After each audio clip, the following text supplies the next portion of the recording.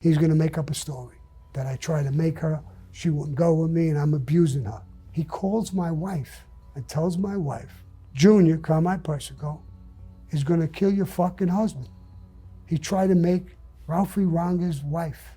He's dead, and he hangs up on my wife. My wife really is not a typical gangster's wife.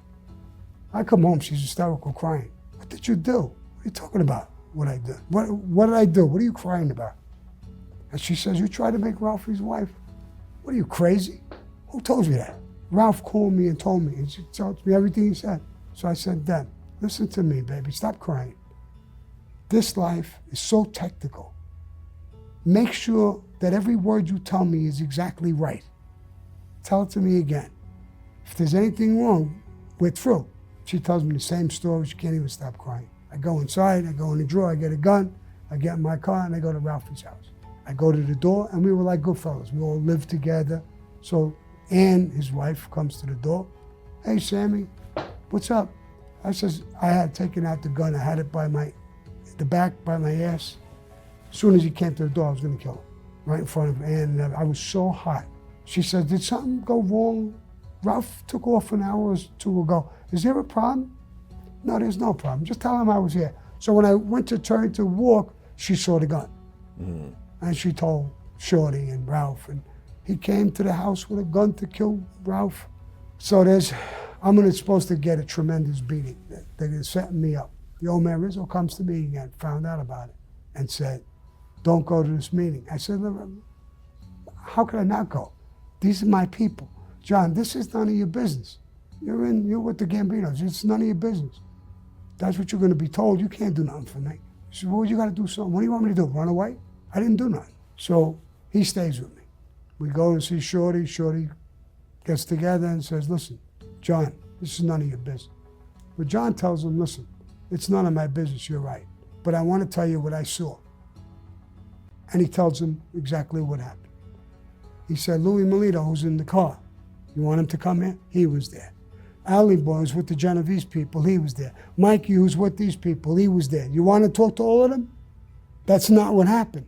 Shorty looks at me and says, I knew this fucking kid wouldn't do that. And he gives me a hug and a kiss. He says, go home and don't come out until I let you know. Now, unbeknownst to me, the head of the Colombos, Carmine was in jail. Ali Boy Persico Sr. was the consigliere, he was acting boss. And this went to Johnny Rizzo's captain, who was a guy named Tato Orello, right up to Carlo Gambino. And bosses made a decision on what to do.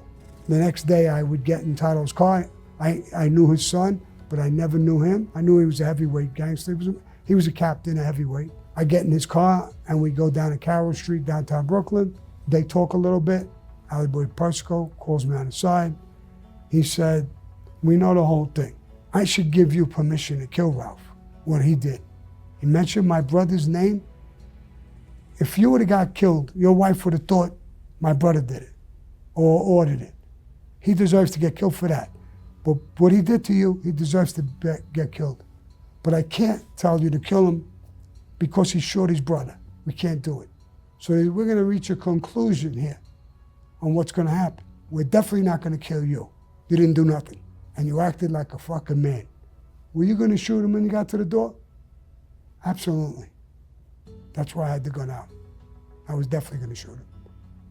They already knew I was a shooter. All right, we can't keep you in this family no more, because if we keep this together, it's going to explode. The Gambinos talk for you. We're going to release you to the Gambino family with no restrictions. We're always going to be your friend. You got to give me one promise that you won't hurt Ralph Spiro. So if that's what the decision is, okay. I turn around and get back in the car with Tato. We're going back. And he says, from here on in, you're with us.